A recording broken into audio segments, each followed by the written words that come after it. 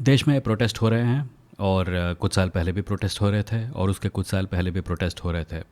और उन प्रोटेस्ट के दौरान मैंने जो चीज़ें कही थी, मेरा एक बार फिर मन कर रहा है वही चीज़ें कहने का। पर there is a part of me that is saying कोई फ़ायदा नहीं होगा, क्योंकि इस प्रोटेस्ट के सपोर्ट में जो लोग खड़े हैं, इस प्रोटेस्ट में जो लोग हिस्सा ले रहे हैं, उनमें से कई लोग वही लोग थे जो कि फार्मर्स प्रोटेस्ट के दौरान किसानों को आतंकवादी कह रहे थे। और वही लोग थे जो कि शाहीन बाग प्रोटेस्ट के दौरान प्रोटेस्ट करती हुई मुस्लिम महिलाओं को आतंकवादी या एंटी नेशनल कह रहे थे। और तब मैं और मेरे जैसे कई लोगों ने ये पॉइंट आउट किया था कि जो दूसरों के साथ हो रहा है, जिसके ऊपर तुम हंस रहे हो और जिनका तुम मजाक उड़ा रहे हो, इसका नतीजा सिर्फ यही होगा कि जिस सरकार के पक्ष में तुम खड़े हो इस उम्मीद के साथ कि वो ऐसा तुम्हारे साथ कभी नहीं करेगी, वो एक दिन तुम्हारे साथ भी करेगी।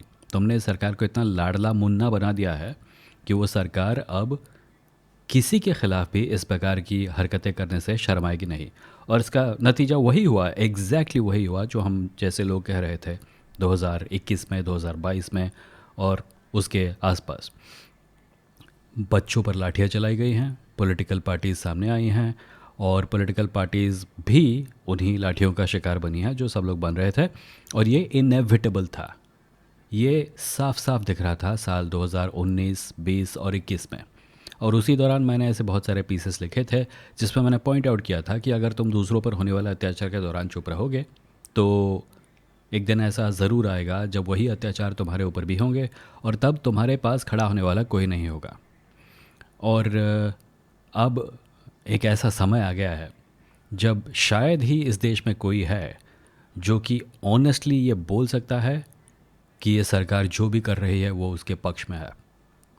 अब एक ऐसा समय आ चुका है साल 2026 के बीच में जहां इस सरकार का सबसे बड़ा समर्थक भी छाती ठोक के ये नहीं कह सकता कि चाहे कुछ भी हो जाए मैं तो सरकार के साथ खड़ा हूँ। इन लोगों की एरोगेंस इतनी बढ़ गई है कि कोई भी इनका सबसे बड़ा सपोर्टर और भक्त भी इनके बगल में बगैर शर्म के खड़ा नहीं हो सकता। इसीलिए अब एक नया टैक्टिक मार्केट में आया है और ये टैक्टिक मैंने कुछ जगहों पर देखा है। एक तो दोस्त ने फॉरवर्ड किए थे कुछ व्हाट्सएप फॉरवर्ड्स, जिसमें उसका कोई ग्रुप मेट, व्हाट्सएप ग्रुप में कोई मेट था, वो कह रहा था कि हाँ श्योर ये सरकार ख़राब है पर सारी सरकारें ऐसी ही होती हैं। और मैंने खुद भी कुछ लोगों से ये सुना है। और ये सुन के मुझे याद आया अपना एक दोस्त जो कि एक रिलेशनशिप में था और उस रिलेशनशिप में वो जिसके साथ था वो बहुत ही टॉक्सिक इंसान था।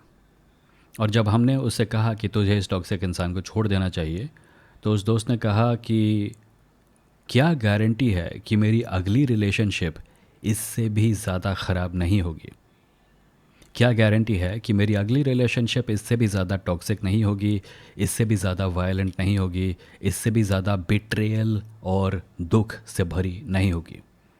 यहाँ हो क्या रहा था, यहाँ हो ये रहा था कि जो व्यक्ति एक टॉक्सिक रिलेशनशिप में सफ़र कर रहा था उसके आत्मविश्वास पर इतनी बड़ी चोट लगी थी कि वो सोच भी नहीं पा रहा था कि इससे बेहतर कुछ हो सकता है। वो सोच भी नहीं पा रहा था कि शायद मैं इससे बेटर कुछ डिज़र्व करता हूँ।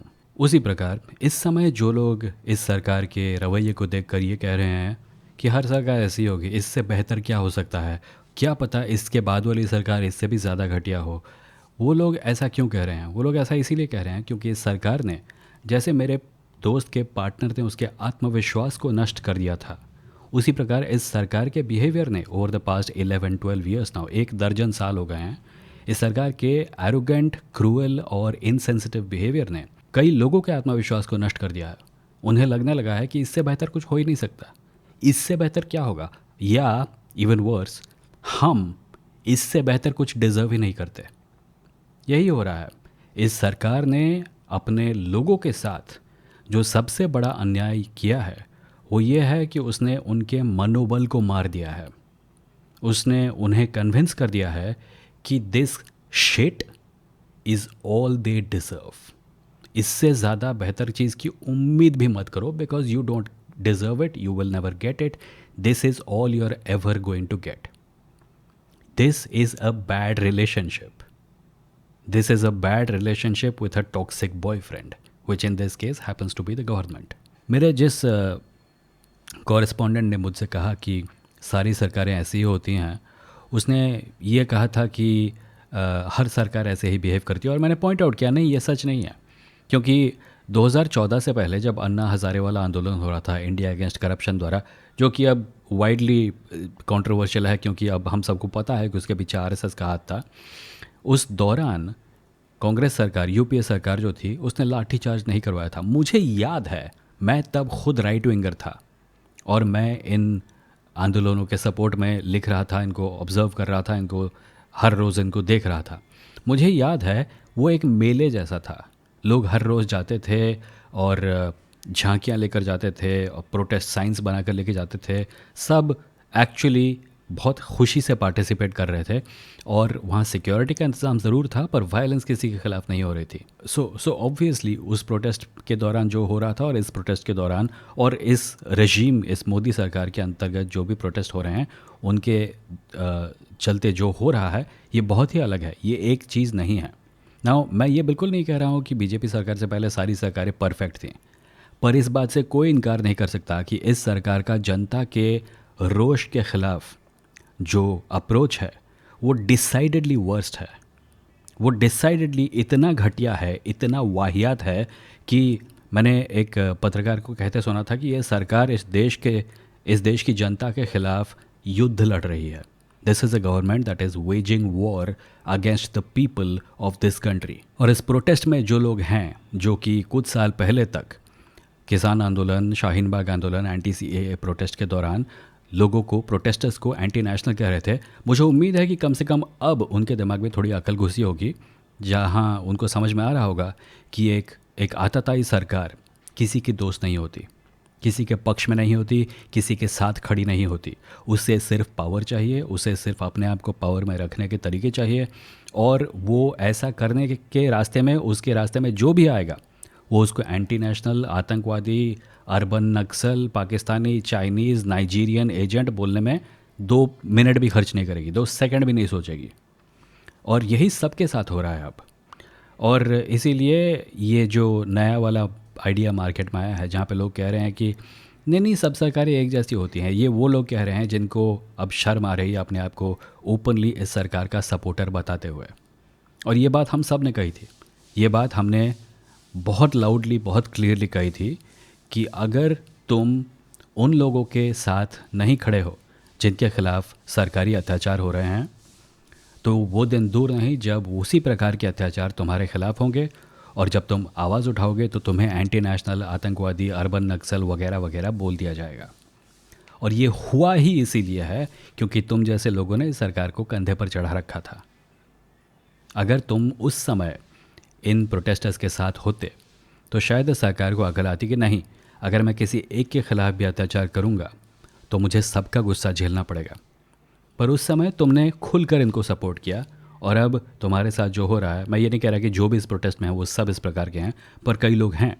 और ये मैं इसलिए कह रहा हूँ कि जब ये प्रोटेस्ट शुरू हुआ था तब मैंने सुना था कुछ सो कॉल्ड लिबरल्स के मुंह से कि प्रोटेस्ट करते हैं पर ये जय भीम के नारे नहीं लगने चाहिए क्योंकि ये कुछ लोगों को एलिएनेट कर देते हैं।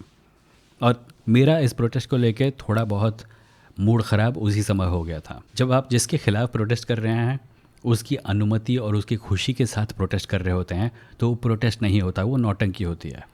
और वही नौटंकी कुछ समय पहले तक इस जंतर मंतर वाले प्रोटेस्ट में, इस सीजेपी वाले प्रोटेस्ट में देखने को मिल रही थी।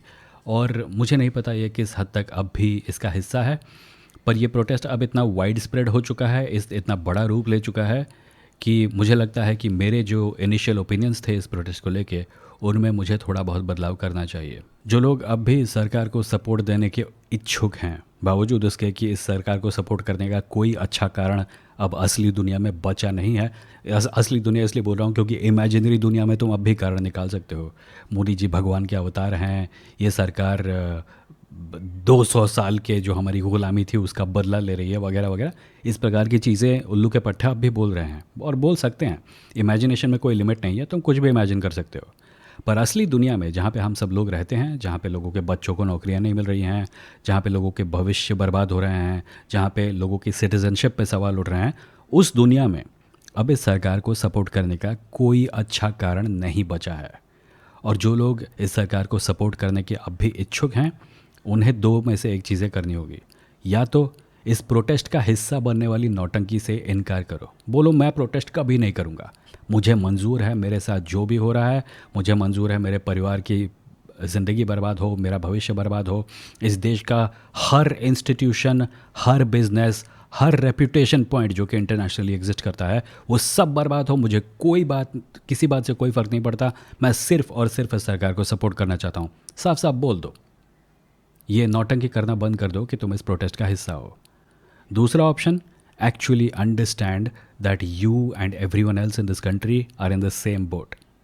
एक्चुअली अंडरस्टैंड दैट जो चीज़ दूसरों के साथ होती है और तुम्हें मज़ा आता है, वो चीज़ जब तुम्हारे साथ होती है तो किसी को मज़ा नहीं आता है।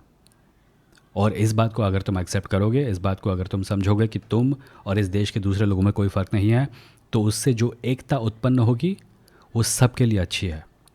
जब तक तुम अपने आप को इस ग्रुप का या उस ग्रुप का बोलते रहोगे, तब तक ये समस्या सॉल्व नहीं होगी, चाहे कितने भी प्रोटेस्ट कर लो। मैंने देखा है इस प्रोटेस्ट के सपोर्टर्स ऐसे हैं, क्योंकि इस प्रोटेस्ट के कुछ प्रकार के सपोर्टर हैं, राइट, और उनमें कॉमनैलिटी ये है कि किसी को भी धर्मेंद्र प्रधान पसंद नहीं है। इसमें राइट विंगर आते हैं, इसमें संघी आते हैं, इसमें कास्टिस्ट एंटी रिजर्वेशन लोग आते हैं, क्योंकि मैंने देखा है इस प्रोटेस्ट के बारे में जब कोई कहीं कहीं लाइव स्ट्रीम हो रही होती है तो वहाँ पे होते हैं चैट में ऐसे लोग जो प्रोटेस्ट के पूरे साथ हैं पर जो रिजर्वेशन के ख़िलाफ़ हैं। रिजर्वेशन हटाओ, देश बचाओ वगैरह वगैरह जैसे फूहड़ स्लोगन्स रेज करते हैं। मुझे लगता है कि इस प्रोटेस्ट में सपोर्ट करने लायक वो हैं जो कि इस बात को समझते हैं कि इस देश का एक होना ज़रूरी है अगेंस्ट क्रूअल्टी। और इस प्रोटेस्ट का वो जो हिस्सा हैं, आप फिल्टर कर सकते हो क्या इस प्रोटेस्ट में ऐसे लोग हैं जो कि किसान आंदोलन और शाहीन बाग आंदोलन के ख़िलाफ़ थे। अगर हैं तो उन्हें सपोर्ट करने का कोई पॉइंट नहीं है। सपोर्ट उन्हें करो जो कि इस बड़ी वाली पिक्चर को समझते हैं, जो समझते हैं कि इस प्रोटेस्ट का हिस्सा होना यानी एक फंडामेंटल रियलिटी के साथ कंटेंट करना है, और वो है कि इस देश में सब कुछ ठीक नहीं चल रहा है और इस देश में जो भी गलत हो रहा है वो काफ़ी लंबे समय से हो रहा है। बस अब हमारे साथ हो रहा है, पर इससे पहले दूसरों के साथ हुआ है, और जिनके साथ हुआ है जब हुआ था उन्हें हमें सपोर्ट करना चाहिए था। जो लोग इस बात को समझ रहे हैं उन्हें सपोर्ट करने में कोई प्रॉब्लम नहीं है। जो लोग इस बात को नहीं समझ रहे हैं और सिर्फ एक लिमिटेड गोल के साथ आए हैं, एक मिनिस्टर के इस्तीफे से किसी भी सिचुएशन पर कोई फ़र्क नहीं पड़ेगा, जो सिर्फ इस बात को माइंड में लेकर आए हैं कि हमें किसी प्रकार सरकार को बताना है कि हम में पावर है, और वो अपने आप को सिर्फ एक स्टूडेंट के रूप में देखते हैं जिसे अभी पता चल रहा है कि इस देश में कुछ गलत चल रहा था, उन्हें सपोर्ट करने का कोई पॉइंट नहीं है। That is my position on this matter and I hope I have been clear. Thank you for listening.